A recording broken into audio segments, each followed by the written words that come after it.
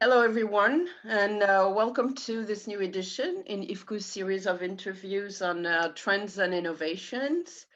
My guest today is Professor William Hasselberger. He's a philosopher and a professor of politics at the Institute for Political Studies of Catholic University of Portugal, UCP. He's also an integrated researcher at UCP's Political Studies Research Center, where he leads the research group in technology, data, and politics. And in addition, he's a visiting research fellow at the Institute for Advanced Studies in Culture at the University of Virginia. William works on topics in ethics, theories of mind and human nature, and technology. William, hello and welcome. Hello, thank you. You're here today to tell us about a new project called Artificial Intelligence and the Common Good that focuses on the need for the deployment of artificial intelligence to be human-centered, a need emphasized in AI guidelines issued by the European Commission, as well as by a number of universities such as Stanford, MIT. Can you please introduce this project for us? Tell us about its objectives, how it came about, in what framework, with what partners, in short, everything we need to know about what I think is a rare project in the current context of massive deployment of AI at global scale, in that it focuses on what is probably an under-discussed dimension of AI, in other words, the human dimension. William? Certainly. Well, thank you very much for having me. I'm very happy to talk with you. So, whether or not people realize it, our lives in the 21st century are slowly, or not so slowly, being transformed by forms of artificial intelligence, especially forms of deep learning or machine learning artificial intelligence, which is being utilized in the workplace, in apps in our phones that we use every day, in social media, journalism, transportation, by governments, by intelligence agencies, by insurance companies, hospitals, you name it. This technology is really spreading like wildfire. And in this spread, it brings a lot of benefits, right? It gives us convenient, efficient, new ways of performing certain tasks. It enables doctors to read X-rays and mammograms and make more personalized diagnoses. It really brings, and of course, all of us use Netflix and Amazon and Google and all of these, all this software, which has improved our lives in many ways, right? However, it also raises a number of important ethical questions. Typically in the media, when people talk about sort of ethical questions related to artificial intelligence, it goes in one of two ways. Either it's kind of the Hollywood kind of thing where people are worried about, you know, evil, conscious robots that are super intelligent and going to take over the world. Or, and there are actually, you know, researchers working on this, or the concern is quite narrow about things like, say, privacy, consumer privacy, which is no doubt an important topic. However, I think that a thorough and responsible analysis of what our artificial intelligence is, how it's transforming our lives, requires us to think more deeply and philosophically about what a human being is and what a good life for a human being involves.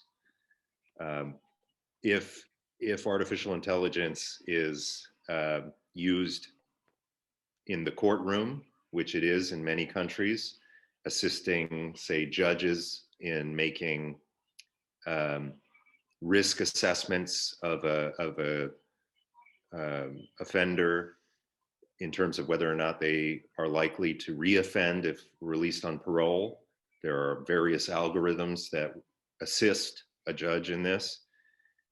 We need to ask about, well, is this, what are the benefits and the risks here? I mean, do we run a risk of reshaping our justice system so that human beings are judged according to some machine system? And is that really what we want to do? So anyway, this is all to say AI is transforming our lives very quickly before our eyes. And I think a really responsible assessment of the ethics of AI requires more than just either the Hollywood stuff about killer robots or narrow questions about privacy. What we need to do, I think, is start from a more substantive and richer philosophical framework that has to do with what a human being is and what a good human life is, and how to ensure that we're protecting the sphere of human creativity, human intelligence, dignity, autonomy, community, and not throwing all of those things or threatening those things with these rapid transformations. So the focus is on human-centered AI and how to really think properly about what a human-centered AI relationship or human-centered AI framework would be. So that was a long answer to your question, sorry. But yes, but not necessarily long, certainly very interesting and stimulating. The first question that comes to mind is, what in the framework of reflection that you just outlined, what are those dimensions of AI that you feel are potentially challenging to the human dimension, that are of the greatest concern to you? Right. So AI that started in the 20th century with figures like Alan Turing and the sort of founding fathers of AI, John McCarthy and Herbert Simon, they, Marvin Minsky, they all held a view that human intelligence could be thoroughly reproduced by a machine, and that the background assumption here among a lot of intellectuals in the 20th century and 21st century is that the human brain, human intelligence, the mind, is something that happens in the brain, and the brain is a machine, and therefore if we can create a sufficiently complicated machine, we can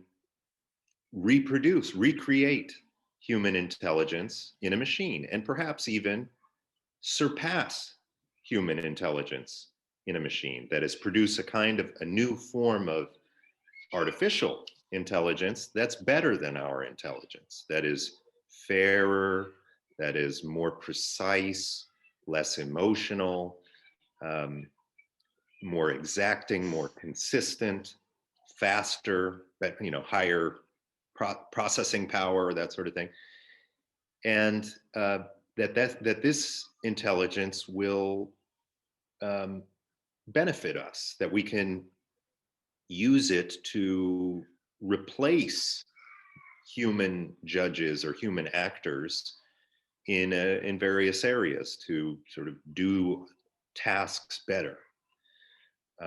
So what we see is, that's a sort of broad philosophical principle that I think is in the background of a lot of AI research that is more narrowly targeted on, say, assisting a judge or assisting a driver, to get from A to B, or assisting a judge in determining whether, what length of a sentence to give to a prisoner. The thought is, a driver can fall asleep, or a driver can drink alcohol, and a human driver. Whereas an AI is not going to fall asleep. An autonomous car is not going to fall asleep or drink alcohol. And a human judge can be biased in subtle or not so subtle ways. And an AI, ideally, the thought goes, will not be biased in those ways, and will be much more precise and fair in its administration of this, of the law, or in its performance of any given number of activities. So my worry starts first with a sense that the hype around, or the sort of high hopes around artificial intelligence are risky in two ways. One way is that it encourages us to see ourselves in a diminishing light, to see ourselves as machines, but actually not very good machines that are not as, sharp and precise and high powered as the, Deep Blue, IBM's Deep Blue, back in the 90s, or AlphaGo, DeepMind's AlphaGo, which defeated the world champion in Go a few years back, the most complicated game apparently in the world.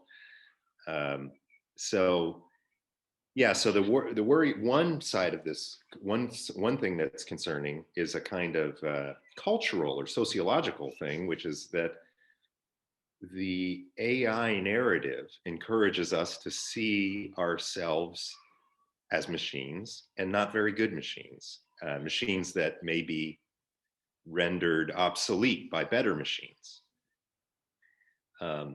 So the sort of underselling the human being.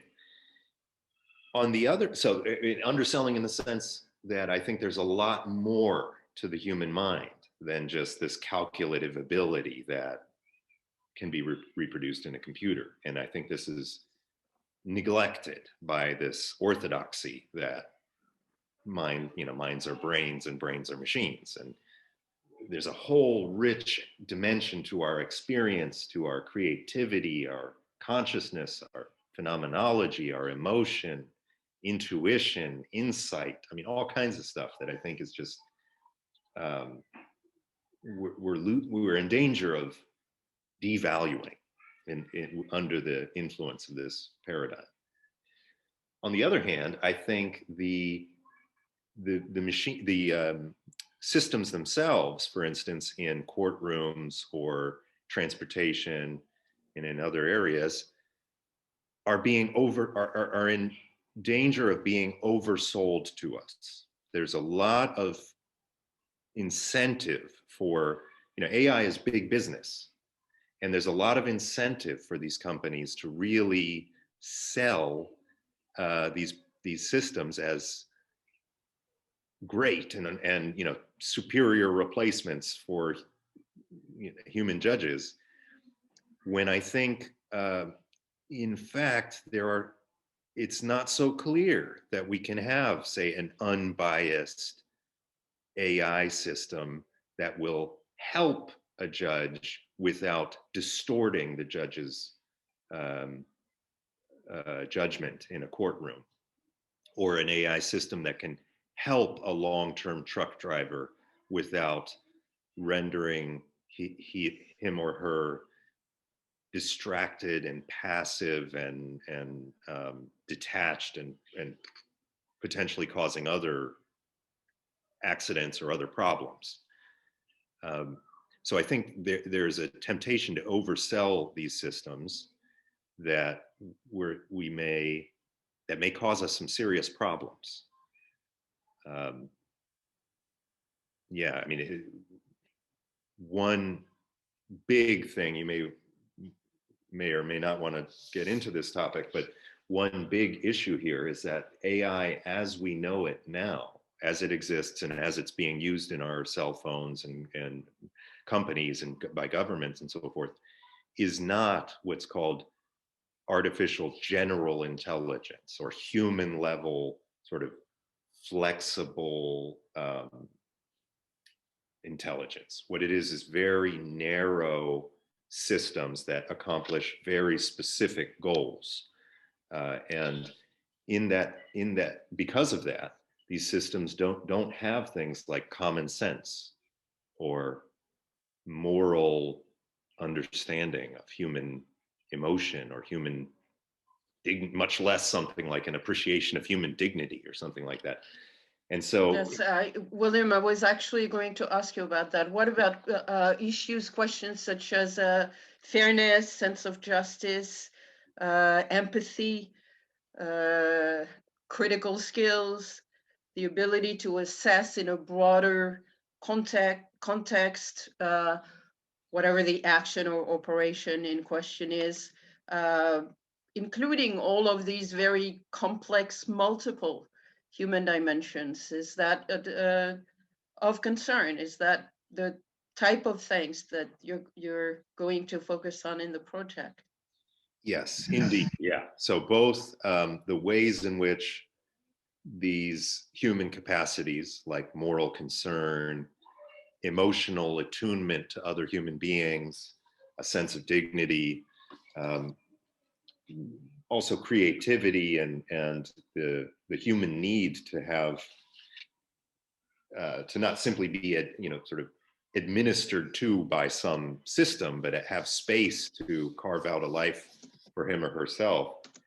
All of those things, I think, are dimensions of the not so easily computable aspects of the human mind that get glossed over in a lot of the AI literature.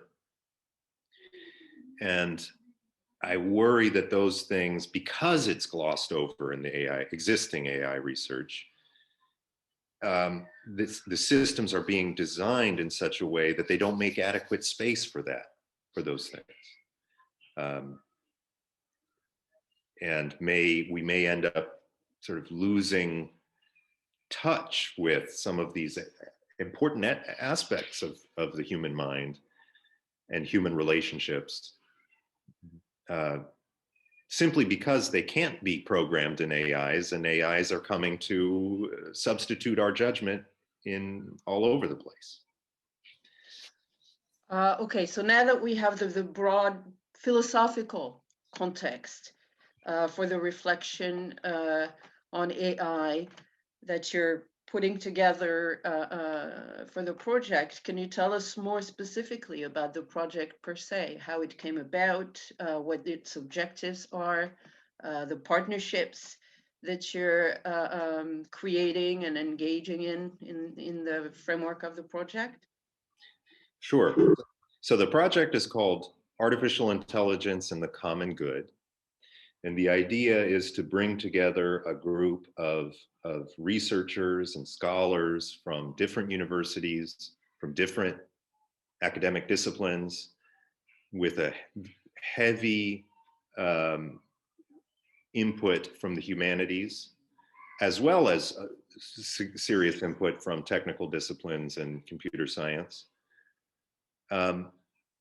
with the overall goal of exploring this idea of human-centered AI that is really beneficial to us and in our service rather than the other way around. Right?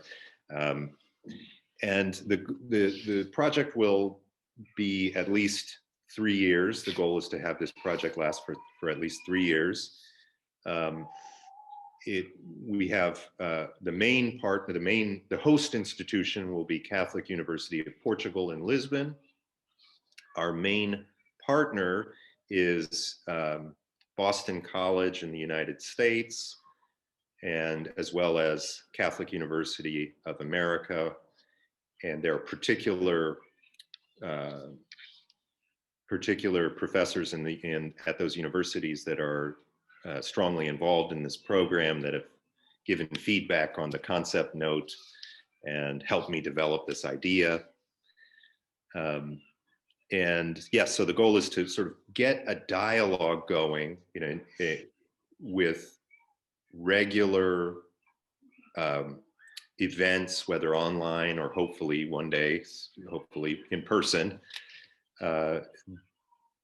discussing this topic, and and encouraging joint research and collaborative research, but not just academic research. I mean, definitely I want to do academic research in academic journals on this topic, but defining human-centered AI and that sort of thing in philosophy journals or technology journals, but also sort of more public journals or public media that can reach out to the broader educated public that is probably interested, increasingly interested in the way that technology is changing life, in the increasingly rapid way that it's changing our lives and our jobs and our families. And so I hope that the project, intend that the project will also have partnerships with journals or websites or blogs that have a reach outside of academia. And yeah, so both sort of academically focused, publicly focused, interdisciplinary, and then also with some hope that after enough study and investigation has been done, that we may actually be able to not just speak philosophically about human nature and dignity and AI and how this, but also propose some concrete measures for how we can try to ensure that the AI systems being widely used increasingly around us are beneficial, right? To try and make some suggestions that may be of use to whether it's companies or NGOs or the EU, or that can help to provide guidance on this topic, practical guidance. I have two questions at this point, one related to what you just said and another not related. So I'll start with the related one. How do you, and I'm sure this is a complex question, not necessarily an easy one to answer, but how do you ensure that reflection on this topic conducted in an academic setting primarily eventually spills over onto the broader society and can have some kind of impact, perhaps by influencing lawmaking, okay? So that would be governments, public authorities, but also perhaps the high-tech and AI industry. So there's multiple actors involved there that would need to engage in this kind of debate. So great, if the initiative comes from an academic circle, that's fine. But in order for this to have some kind of impact, I think it would be necessary for whatever outcomes are delivered by the project to reach out to other sectors outside of academia. This is the first question. And then the unrelated question is that since several Catholic institutions of higher learning are involved in the project, I wanted to ask what would be the influence of the Catholic humanistic tradition on the overall design of the project. Great, I'm glad you asked that question. So if I may, I think I'll go in reverse order. So the Catholic role of the project is important. It's not an accident that the main partners in the project are other Catholic universities, though we may partner with non-Catholic schools as well eventually. But there is a principle behind that, which is that the Catholic intellectual tradition, by which I mean not so much Catholic in the doctrinal sense, but the tradition of thought running from Plato and Aristotle through Augustine and Aquinas and Cardinal Henry Newman, and then into the 20th century, great Catholic thinkers in the 20th century, Alistair MacIntyre and Elizabeth Anscombe and Joseph Pieper and others. I think this tradition is just rich, is a treasure trove of insights into what it means to be human.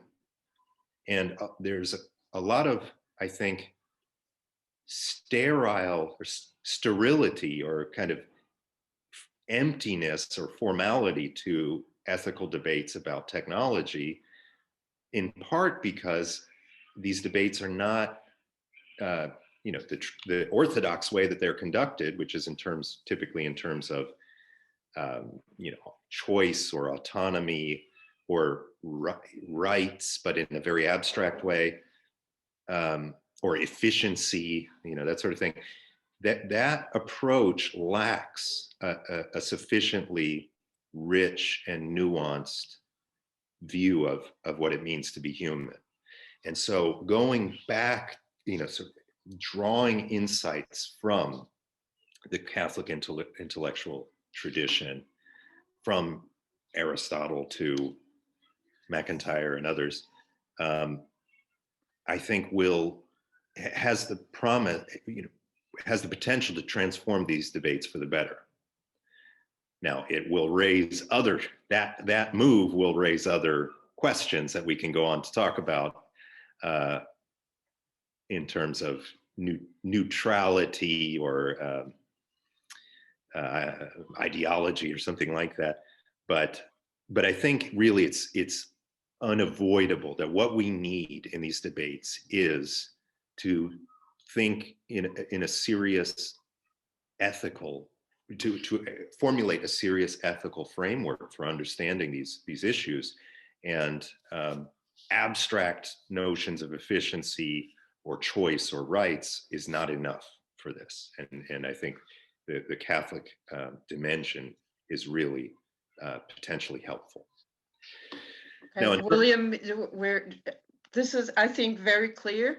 And because we need to wrap up a little at this point, can you please address the other question, which was about how to reach out to circles and sectors outside of academia in order for the project to really have a transformative, might be a big word, but at least some kind of impact on the broader reflection on the human dimension of AI in the society at large. Yes, thank you. Yes, so I'm a little bit heartened by the fact that recent books, even ones that I disagree with or find, not to be using the right kind of framework to think about these topics, have gotten some public attention. So there have been books on artificial intelligence and employment that have been bestsellers, or the way that AI may, super intelligence, the idea that AI may surpass us. Surprisingly, these books, a number of these books in the last few years have become bestsellers and have gotten the attention of the broader media, the broader culture, and have started some discussion about, exactly how do we want our future to look like, our future, relationship with technology to look like. So I think the public is there for this kind of debate, is hungry for this kind of debate. It's a matter of reaching out to them in the right way. So I think there's a couple ways that I want to do this. One is to work with particular journals or blogs and so forth that have a broader reach, and I'm already making contacts with editors and bloggers. But also, I think, as you point out, to involve industry as well, to not shut industry out, to not try and look like a kind of Luddite that just wants to, wag the finger at these companies and these researchers, which is not what I want to do at all. I do want to recognize the valuable role of this kind of technology and just really use it, make sure it's used for the good. So to involve, all of these companies from Facebook to Google and beyond, they have people who are supposed to be working on ethical dimensions of algorithms and AI implementation. And to get to know those people and involve those people in workshops and discuss the topic with as many of those people as we can, to make sure that industry and also decision makers in politics have a seat at these workshops. Whether they show up or not, I don't know, but to reach out to them and try and perhaps try to enrich their perspective and understanding of what AI ethics actually includes. That's right. Indeed. Exactly. Okay, William, thank you very, very much. This has been enlightening. One thing I can guarantee is you're already invited again, perhaps a year from now, to tell us about developments in the project, okay, and give us an update. Very, very interesting. Thank you very, very much, and very good luck with the continuation of the project, which I know is at an early stage right now. That's right. Okay. Yeah. So we have 3 years ahead of us to continue talking about it. Yeah, maybe then we'll have all these problems solved. Right? Oh yeah, why not? Thank you very much. Thank you very much. Okay. Pleasure to Thank talk. you very much, William. Thanks. Thank you. Bye-bye. And goodbye to everybody. Thank you for watching us. And we'll see you again soon.